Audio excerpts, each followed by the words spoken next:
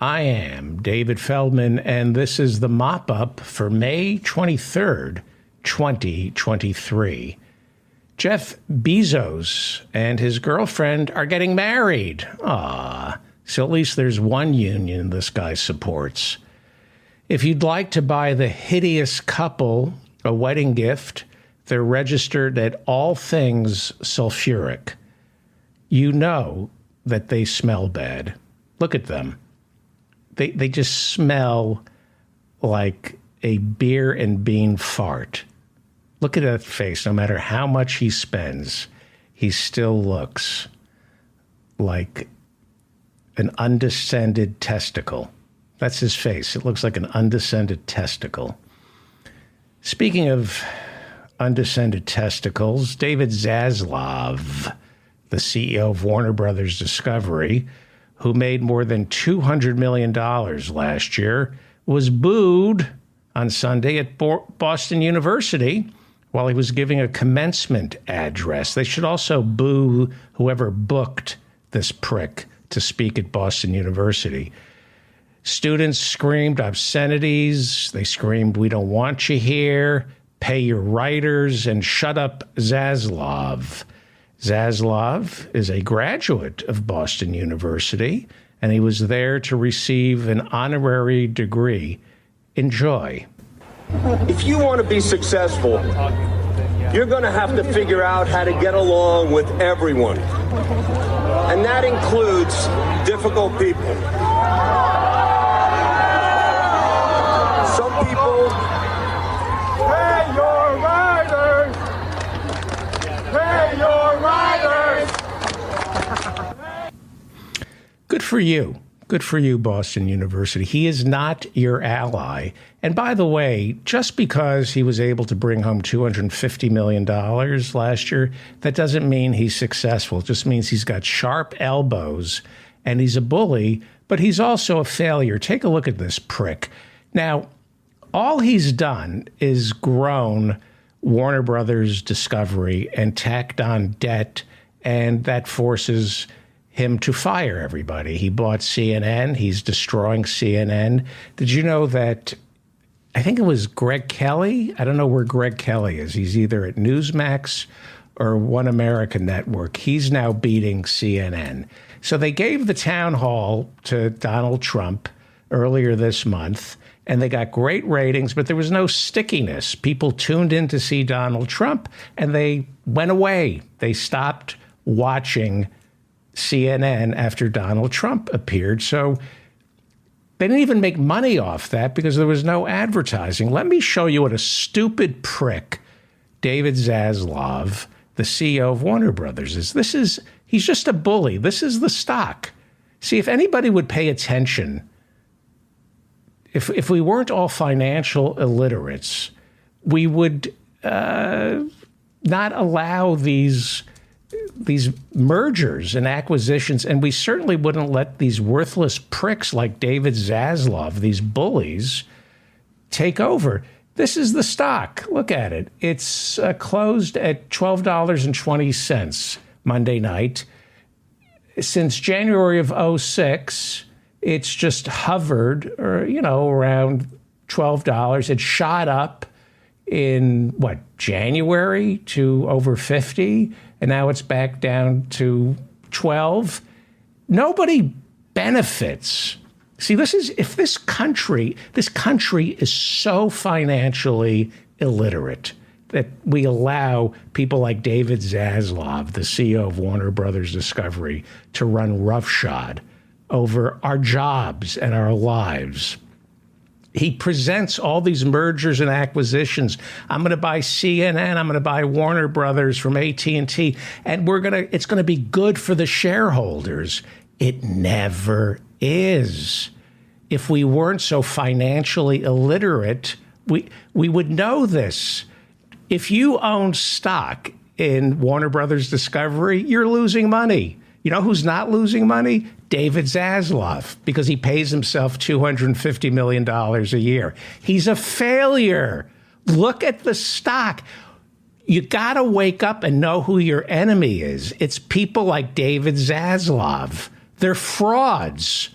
He sold the purchase of Warner Brothers as though it would be good for shareholders, and it isn't. He's a failure. He's an effing failure. And CNN and Chris Licht are laying off people. Warner Brothers is laying everybody off because they accrued so much debt to make these purchases that the shareholders were against. There's no democracy in these corporations. They're failing. They are absolute failures. The stock market dipped on Monday after doctored photos of an explosion at the Pentagon ended up on verified Twitter accounts posing as Bloomberg News. The former CEO of Microsoft, Bill Gates, saw that this was happening and immediately warned after the stock market dipped because of artificial intelligence messing with Twitter. He warned that artificial intelligence is on the brink of destroying Google's search engine business.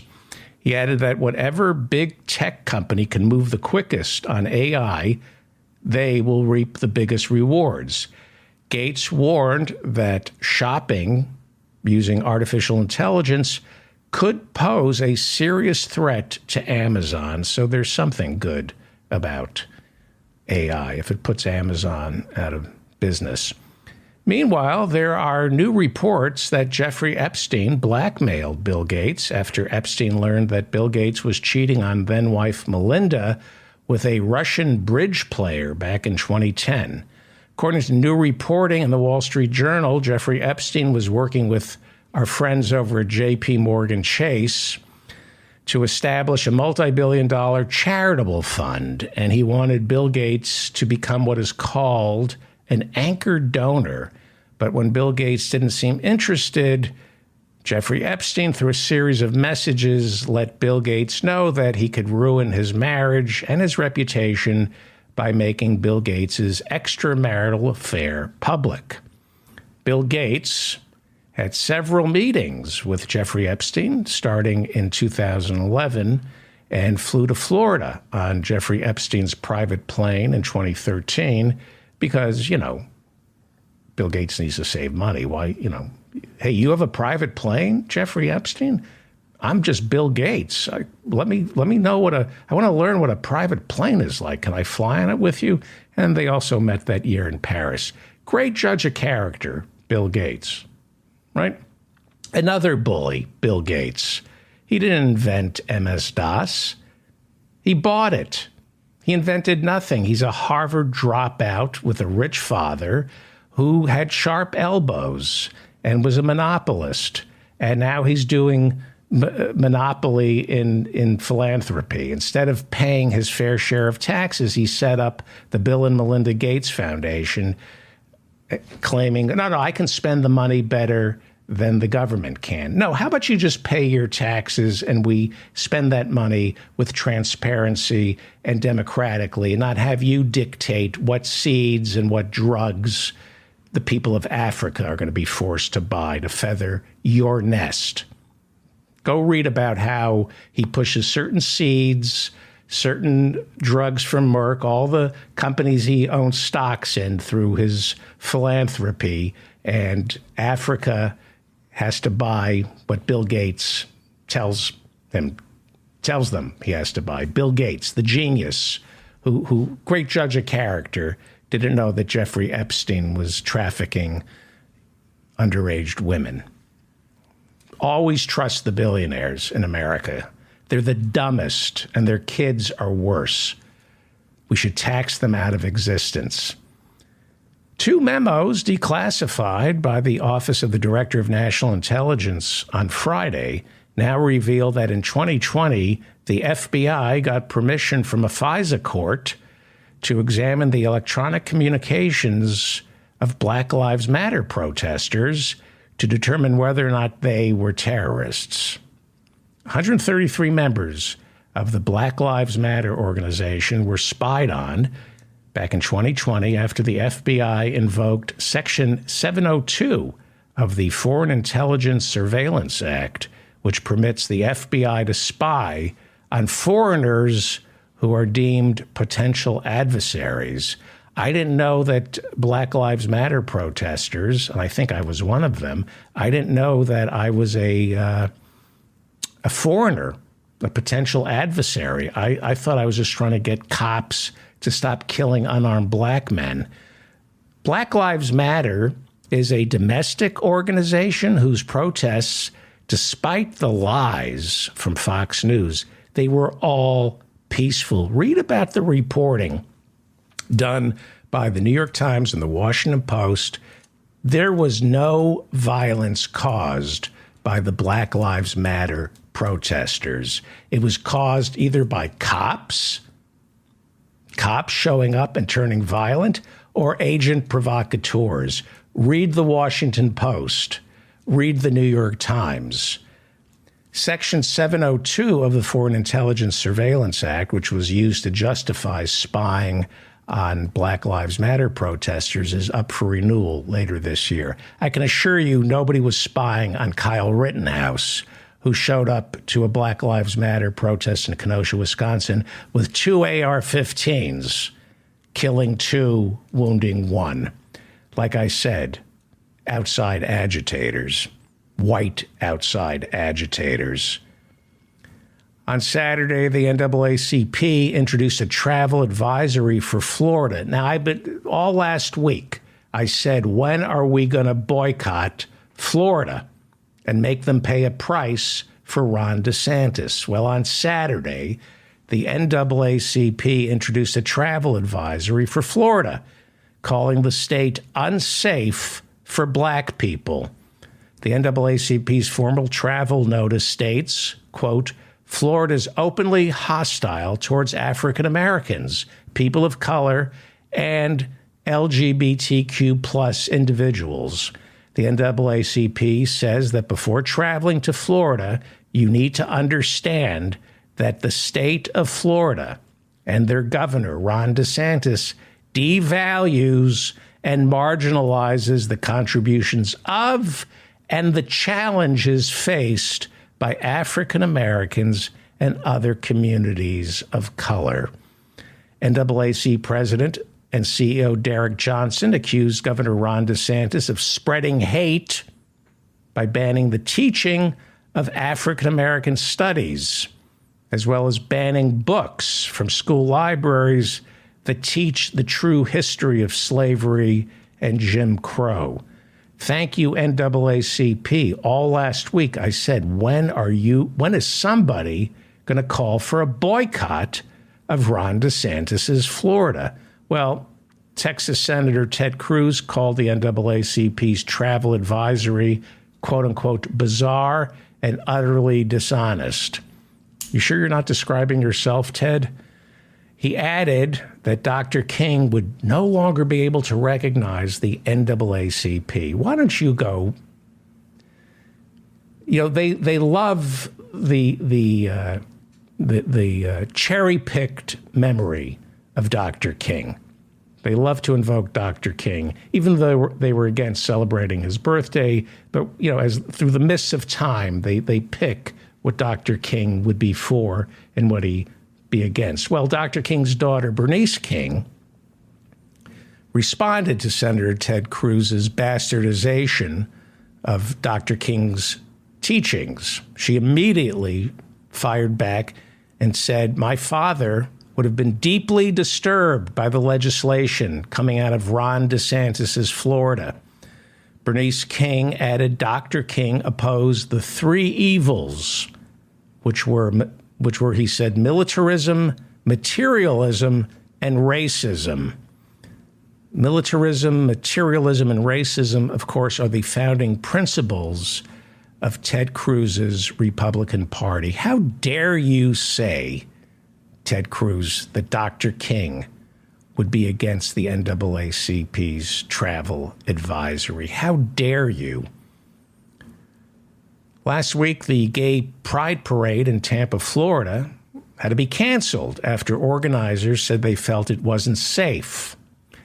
And they were afraid, because of the anti-LGBTQ climate that Ron DeSantis was creating, that outside agitators would show up, like the Proud Boys. You know, even though the Proud Boys are going to prison, they're still organizing anti-LGBTQ protests, and they're calling it, the rallies are called, Let's Go Beat Up Queers. That's what the Proud Boys are calling their get-togethers. Let's go beat up the queers. Donald Trump's stand back and stand by. Isn't that what he said to them? There's a fear now that a gay pride parade in Florida featuring drag queens would result in arrests.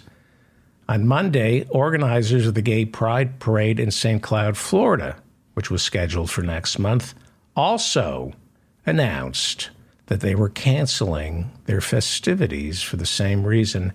I'm trying to get this going. The Marquis DeSantis, that's the nickname I want to get going. So please start calling Ron DeSantis the Marquis DeSantis, because he is like the Marquis de Sade. He's a sadist. Read about what he did in Gitmo. He was a JAG officer for the Navy. He was stationed at Gitmo while we were waterboarding and tortured, and he could barely contain his shriveled boner. Read about this sadist. Bad news for Fox. Has a problem when it comes to persecuting transgender people. Despite building its reputation as America's #1 queer basher, Fox News, it turns out, is very accepting of members of the transgender community who work for Fox News. This is very disappointing, especially to the Heritage Foundation.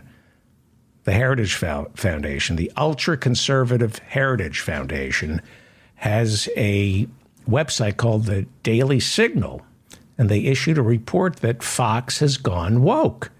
The Heritage Foundation's Daily Signal got its hands on the Fox News Employee Handbook, and it's not good for the transphobes.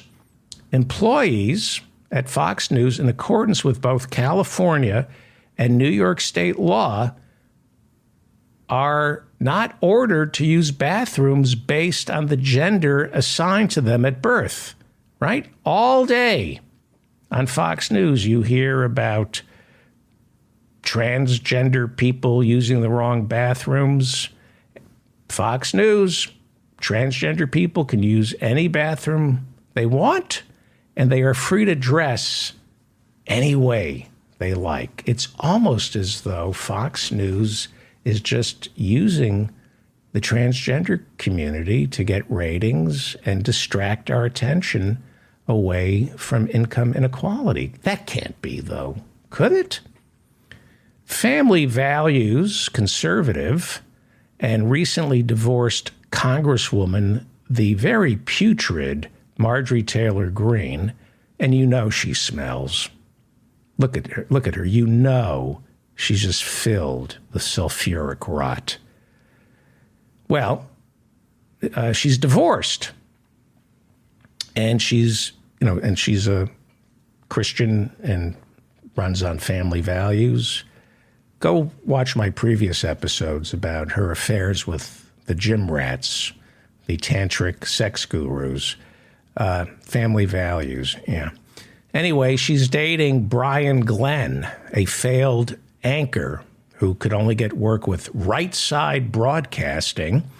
That's her new boyfriend. But new video has surfaced of her idiot boyfriend, Brian, in drag. Take a look. This is her boyfriend in drag when he was doing feature reporting for a local Texas television station. This was on television. He was in drag where children could see him. And that's now illegal in Texas, to go on television in drag because children could see you.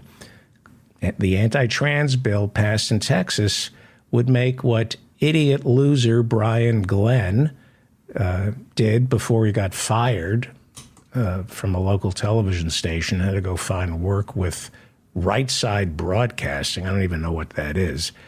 And so hypocrisy? No, that's not hypocrisy. Marjorie Taylor Greene laughed it off said it was funny and called the left stupid for suggesting that this was hypocrisy. Well, let's talk about stupidity. I mean, real stupidity on the right. That's a picture of Donald Trump dancing to YMCA. Well, the wife of the Village People's lead singer wants Donald Trump to stop dancing and playing YMCA at his rallies for fear Americans will think the band, the Village People, which produced countless gay anthems during the late 1970s, she's worried that people are going to think that the Village People have endorsed Donald Trump. After receiving a cease and desist order threatening to sue, Trump's attorney, Joe Tacopina, said he would only deal with attorneys representing the Village People, not the lead singer's wife. How dismissive, right? The lead singer's wife. I'm not talking to a woman. Joe Tacopina then added the Village People should be grateful that Donald Trump is making their music popular again. Yes, up until Donald Trump started playing YMCA at his rallies, you would never hear YMCA at a sporting event. You know, it always amazes me how stupid Trump supporters are.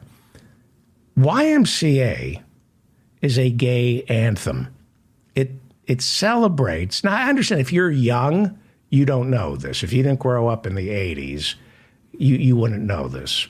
But the people who show up at the Trump rallies are my age and older, and they know, or they should, if their brains weren't so addled by sugar, they would be able to remember that the Village People were a gay disco band in the late 70s.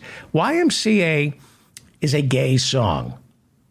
It celebrates men hooking up for gay sex at the YMCA. And I see this being played at Trump rallies and him dancing. I think, oh, he's just mocking his supporters. He's just like rubbing it in their face. Like, look how stupid you are. And you're all clapping and I'm dancing to a gay anthem in front of a bunch of brain dead homophobes. YMCA is not a song that celebrates the Young Men's Christian Association. It's a song celebrating gay sex at the Young Men's Christian Association. And Trump knows that. He knows YMCA is a gay anthem. It was recorded by the Village People, who are gay icons celebrating Greenwich Village, right? The Village People, they're from Greenwich Village, the site of the Stonewall riot. Donald Trump knows this. This is just him mocking his supporters. He lived through Studio 54. He knows exactly what YMCA is about. And when he plays it, he doesn't believe the hundreds and thousands of homophobes dancing with him. He just likes to watch them dance to a gay anthem. He likes to laugh inside at how stupid his supporters are. They don't know it. They don't know that YMCA is a gay anthem. Why? Because if you're a homophobe, you're an effing moron. It's unbelievable how stupid, and we're letting them take over. We're letting the stupid people decide. God bless E. Jean Carroll. God bless E. Jean Carroll, who already won a $5 million judgment against Donald Trump when a Manhattan jury ruled he sexually assaulted her and then defamed her after saying he didn't know who she was. Well, E. Jean Carroll and her lawyers on Monday announced that they were taking Trump back to court. They're suing him once again for defamation. Carroll's lawyers say Trump defamed her again during a CNN town hall earlier this month when Trump once again lied, insisting he had no idea who she was and then called her a whack job. Her lawyers are now asking for an additional $5 million in damages to be tacked onto the $5 million judgment already awarded to her. A lot of lawsuits. America's drunk. That would be Rudy Giuliani. How much is he worth? You know, he works for free for Trump. How much is he worth? We're going to find out. A federal judge in a defamation case filed by 2 Georgia election workers claiming Giuliani falsely accused them of tampering with the 2020 elections in order to help Joe Biden win Georgia. These 2 women, by the way, are black. They claim Giuliani's false claims subjected them to harassment and death threats in their homes. Giuliani is being sued. This is one of those underreported defamation cases. Giuliani told the judge he's completely broke, but doesn't want to show his finances. The judge wants him to prove that he's broke, so Giuliani is going to have to open his books. It's going to be a public part of the public record, and we'll find out just how broke this alcoholic Rudy Giuliani is. I didn't know this until today. One America News, there's Newsmax and One America. They're trying to be Fox News. One America News used to have Giuliani on all the time, and he defamed these 2 election workers in 2020 and 2021. They've already settled with the 2 women. They had a out-of-court settlement last year. These are just worthless scumbags. Giuliani, DeSantis, Ted Cruz, Marjorie Taylor Greene, Donald Trump, that whole family.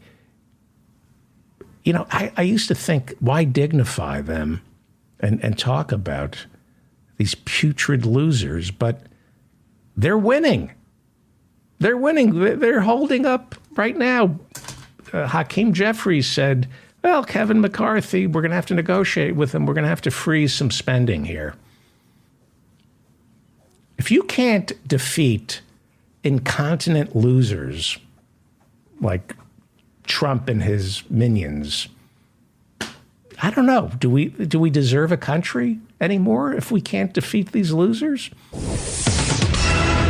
Coming up, Howie Klein from Down with Tyranny.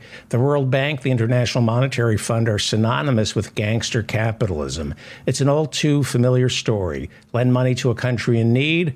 Then, when those countries can't pay it back, demand they privatize every state-run institution from electricity to water.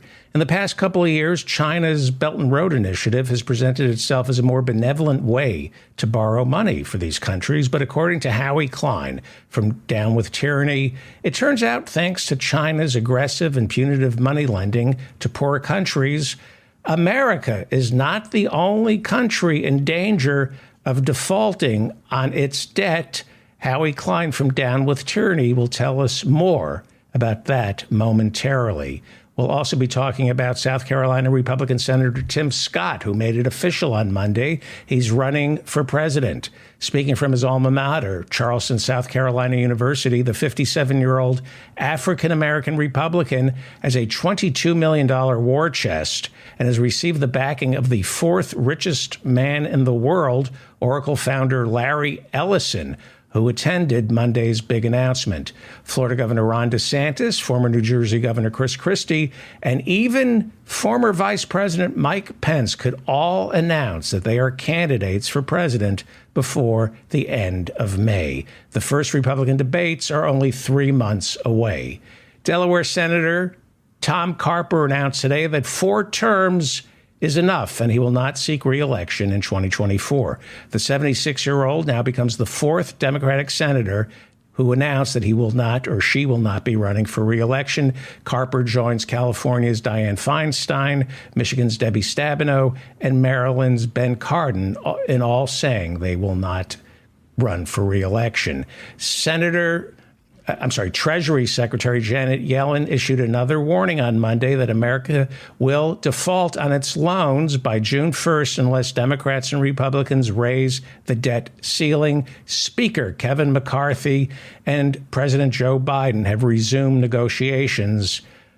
For more on this, we are joined by the founder and treasurer of the Blue America PAC, and he writes Down with Tyranny, which everybody should read, Howie Klein. Hello, Howie. Hi. Can I add one more breaking thing that just came through? Yes. The New York Times broke the story that Jack Smith is finally looking into how Trump was monetizing state secrets, which, in my mind, opens up the whole question of firing squads. For treason. So you're talking about the classified documents that he was selling, those classified documents? Is that what you're saying? Well, maybe. I mean, the New York Times is talking about Jack Smith. It just came out. Jack Smith subpoenaing whoever, whatever, to do with Trump business dealings with 7 countries. From Turkey and China, the Saudis, UAE, etc. So, the implication is that this might have been how he was making money from the stolen documents. It doesn't say that. Right. And when can we expect Jack Smith to issue those indictments? I hope by 9 o'clock, but I don't know. Well, we have to hurry because Howie Klein has an important dinner engagement. These are some of the stories. Did I say it was a dinner? I thought, or you said you had to get off in exactly 20 minutes. What makes you think it was a dinner? Because everything you do involves dinner. You're either cooking it, thinking about it, preparing it, or going out for it. Okay, well, you were right. Is it dinner? It is. But it's a business dinner. I'm going out with people from a hospital who want me to help them to set up a fundraiser. Basically, they want me to give them money as a donation, and I'm taking it seriously enough to go out with them. Good. So I should get you before you're going out to dinner so you're not distracted by your cooking. So this is some of the stuff I want to, if we have time. I want to talk to you about Jason Call, Democrat from Washington, who's running on the Green Party. This is one of the first candidates this cycle from the Green Party that you're endorsing. And then I want to talk about the Democratic Congressional Progressive Caucus demanding that Biden invoke the 14th Amendment. You write that Maxine Waters didn't sign on to that. I found that interesting. Chinese loan shark, Tim Scott. And I don't know if I'm pronouncing this corporate whore's name properly. So let's start with him. Is it Steve Ricchetti? Who is Steve Ricchetti? He and his brother are top lobbyists, very, very, very, very close to Biden for decades. And Ricchetti's no longer a lobbyist, although he will be again, but instead working in the White House as a top aide to Biden. So he sort of sits on the right shoulder, whispering all the bad things in Biden's ear. Mm-hmm. Now that Clinton is gone, there's nobody sitting on the left shoulder. So he was put in charge of the negotiations with McCarthy. He's the one that's going to come to the deal. And you were right by calling him a corporate whore. That's what he is, and always has been. I'm quoting you, Howie. Oh, okay. Yes. Well, he's definitely a bad guy, and he will have he's the one that'll have the final say on what the shape of the so-called compromise is, which oxes will be gored, or which oxen will be gored. Whose oxen will be. There's no way Biden's going to use the authority given to him by the 14th Amendment, correct? I would guess that's right. There are still people that are hopeful. I'm not among them. I don't. This would be something that would make Biden's reputation historically But I don't think he's looking for that. I think he's looking just to get the whole thing over with and out of the way and move on from there. Everybody's trying to protect their next election. And he would get reelected by a landslide if he invoked his 14th Amendment rights to finally put an end to this debt ceiling nonsense, wouldn't he? I think so. Ezra Klein disagrees. He's in the New York Times today, with a centrist point of view, which means, don't do anything that's going to upset anybody. And he's guessing that the swing vote on the Supreme Court will rule against it, and therefore we shouldn't do it. He's in such a putz, I can't believe I even ever read his stuff. So the Congressional Democratic Progressive Caucus, they wrote a letter saying invoke it. Some Democrats, you wrote that a lot of new Dems who are members of the Progressive Caucus didn't sign on to the letter. About a third of the caucus didn't sign on to it for one reason or another. The new Dems are all basically corporate whores as well, like Ricchetti, and they are, they tend to be more conservative, so they didn't sign on because they don't want to. But some of the ones on there who didn't sign on seem to indicate that they're very much in favor of it. I mean, I have a feeling that Ted Lieu, I didn't ask him, but I have a feeling he didn't sign on because he's a member of leadership now and they're not supposed to sign on to these kinds of things. But on the other hand, he's been on Twitter nonstop saying the same thing and urging that that the Fourth Amendment be invoked, the 14th Amendment be invoked. So, like I said, some people didn't sign for one reason, some people didn't sign for another reason. I tried to get the answer from my contacts at the caucus. They wouldn't tell me. Right.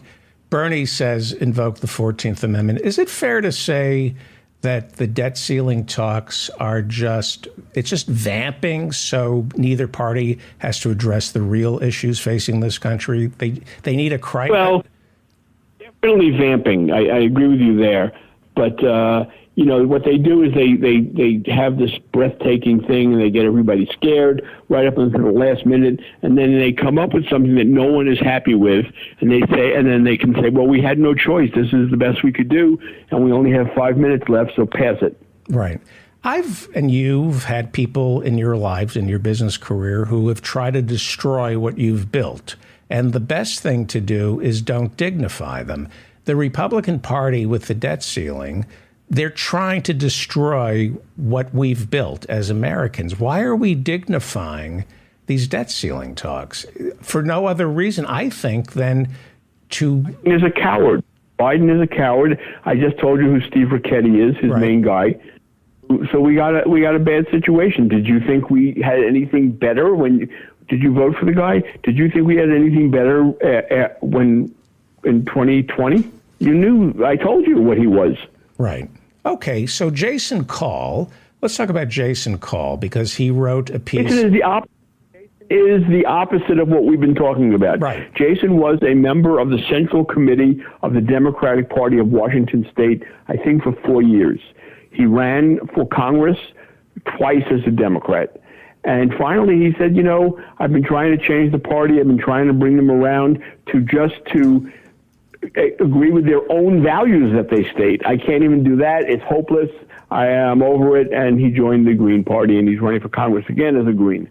Right. And I suggest that you and I have him on next week so we can hear from himself why he made that switch and why he thinks it's important that he not run as a Democrat this time. Can he pop in Friday? Would he have time? And we'll do a fundraiser for him because I thought. No, I don't know.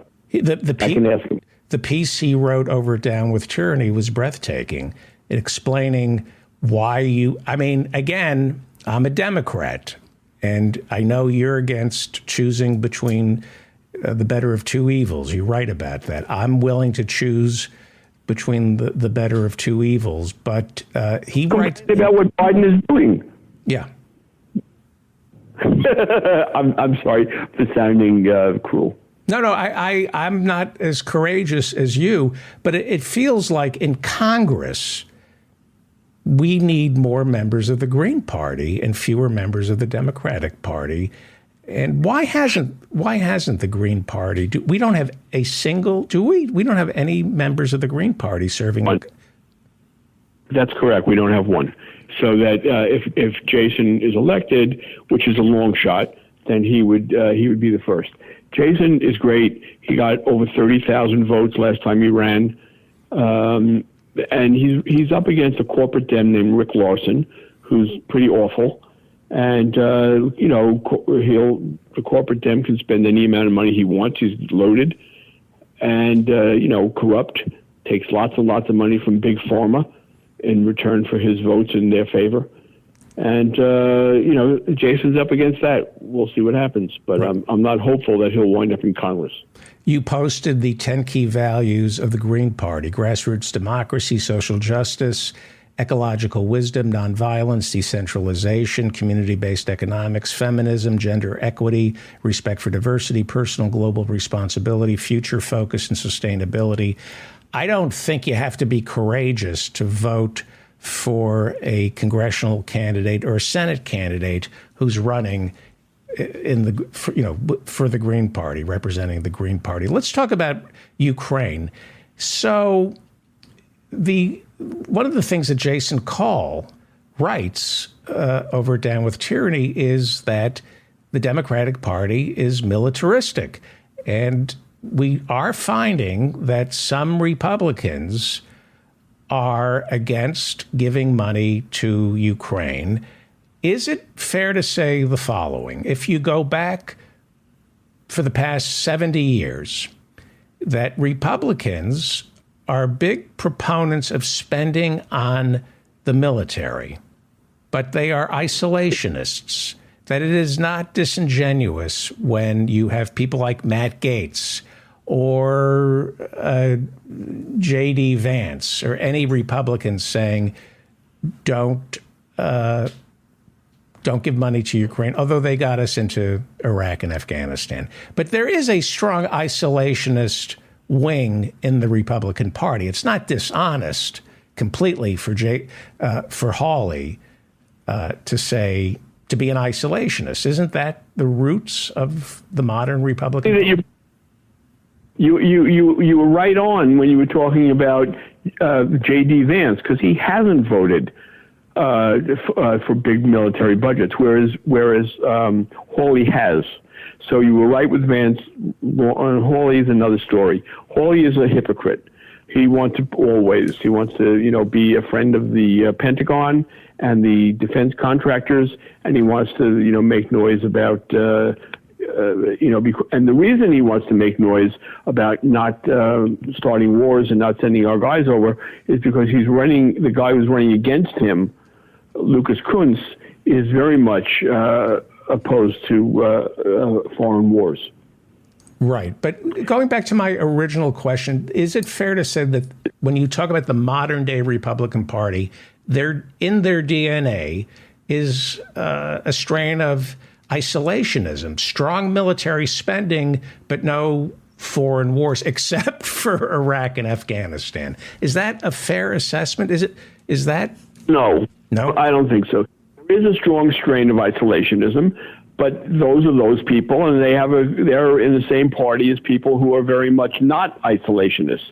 So you've got both, and they in the end they usually support each other. I mean, Rand Paul is one of the only ones in the Senate who is actually going to vote against this kind of stuff. And the rest of them are all going to vote for it anyway. They might be grumbling about it, but they'll certainly go for it. And you've got many, many Republicans who are the opposite of isolationists. So you've got it all, a big old mishmash. But when it comes to Ukraine, the person who really explained it really well and very, very simply was Barbara Lee, who said, this is not the Americans attacking Afghanistan and Iraq. This is not what this is. This is America helping a country who's been attacked by Russia to defend itself. And there are not American troops over there fighting. And the U.S. is being, somewhat, the U.S. isn't offering them weapons that can reach Moscow or that can be used aggressively. So, they could. The U.S. could do that. They could give them the best planes, and they're certainly not doing that. And Barbara Lee voted against the war authorization with Afghanistan. She was the only vote against it. Only vote. Only vote. And she got death for doing it. She got what? Death threats for doing it. And so she supports giving weapons and support to Zelensky in Ukraine, correct? That is correct. What about reports that Dianne Feinstein... I'm sorry? He's pointing out the difference between the U.S. attacking Iraq and the U.S. giving support to a country defending itself from a fascist takeover. There is a difference. Right. What about reports that Nancy Pelosi is keeping Dianne Feinstein alive until 2024? So the How do we know that Feinstein is actually alive? We don't know. I mean, I've seen the pictures; they don't look alive to me. But the fact of the matter is that the person who is the actual senator right now is Nancy Pelosi or Nancy Pelosi's daughter. I mean, one of them is in effect making all of the decisions. I had assumed it was someone in Feinstein's staff who's been making all of the decisions for the last few years, while Feinstein doesn't have a mind anymore. But as it turns out, it's been the Pelosi family. It is. No wonder she's screaming about sexism. So Dianne Feinstein, I mean, there's no question that she should step aside, but the Pelosi family is afraid that Gavin Newsom will appoint who to replace Dianne Feinstein? Good question. I mean, everyone people are saying that they're afraid that Newsom would appoint Barbara Lee, but Newsom isn't going to do that. He's just not.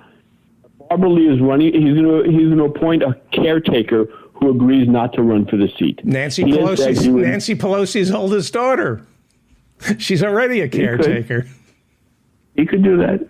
So you're saying that the rumor that's been going around that he's appoint a black woman.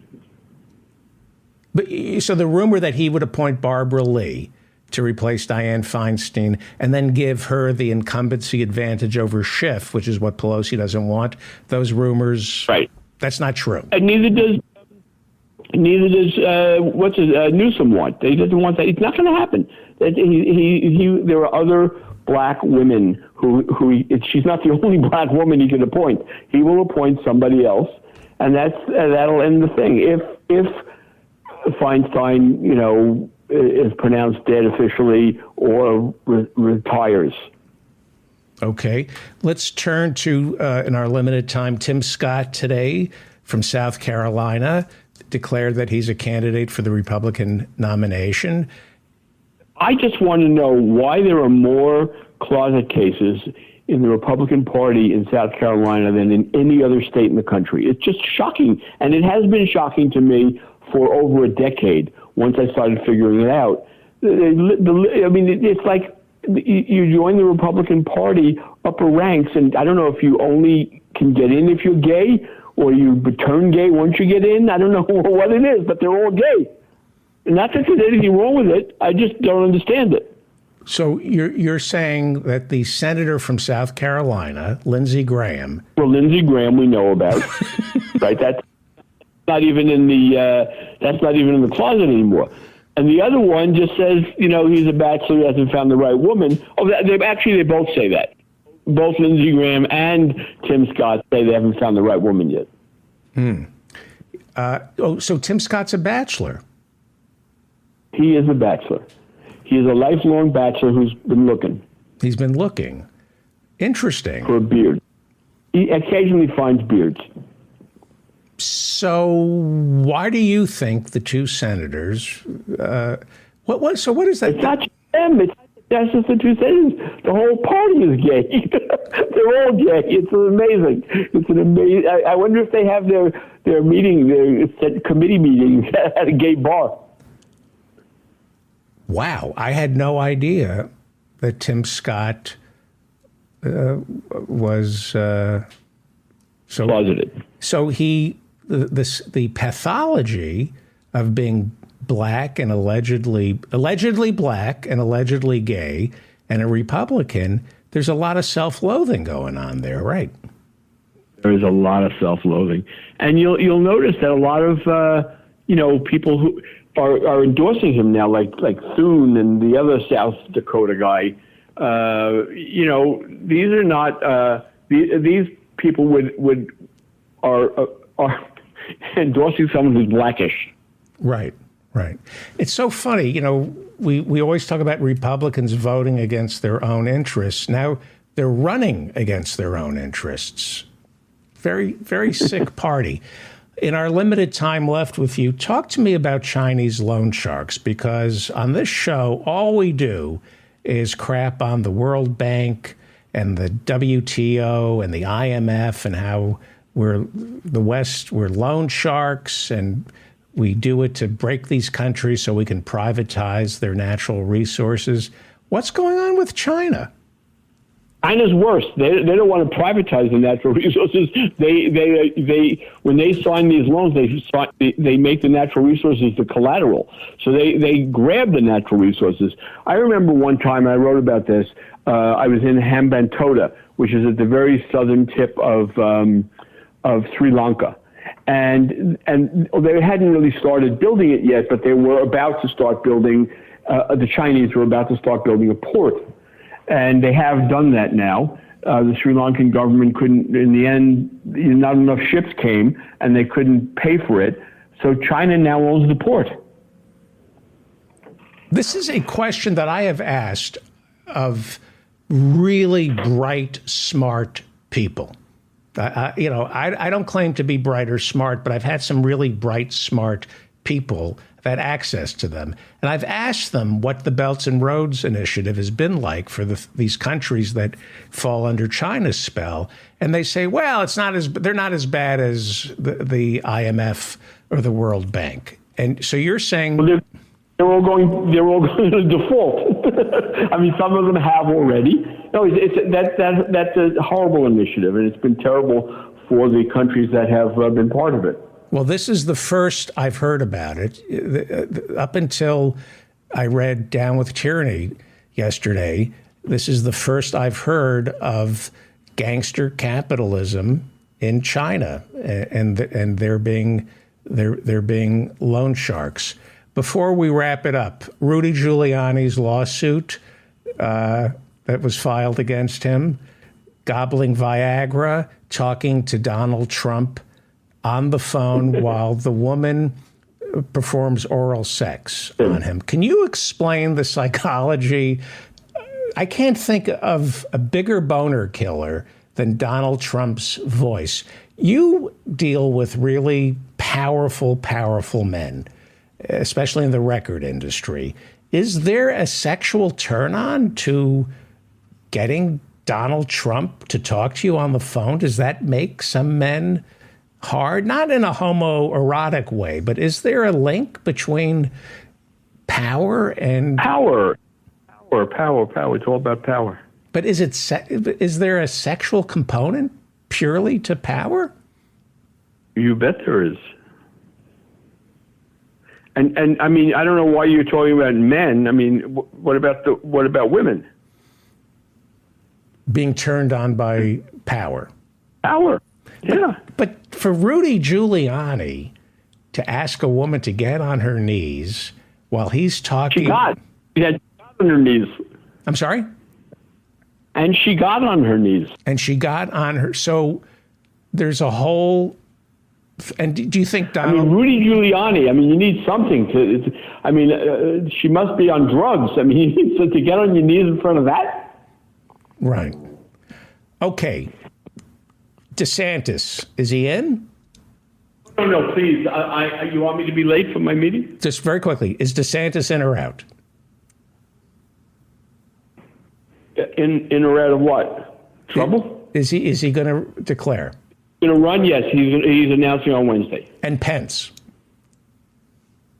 I assume that he'll announce the week after. Okay. I think it's. He started a PAC that can raise money for his presidential. I mean, theoretically, he didn't start it, but he did. He started a PAC to raise money for a presidential campaign. Fantastic. Howie Klein, founder and treasurer of the Blue America PAC. Read him every day over at Down with Tyranny. And let's talk about bringing Jason Call in on Friday night. I'll talk to you tomorrow, okay? Okay, thank you. Thank you. Howie Klein. Read him. Thank you, Howie. Read Howie Klein every day over at Down with Tyranny. And there's a piece by Jason Call in yesterday's edition of Down with Tyranny. Read Down with Tyranny.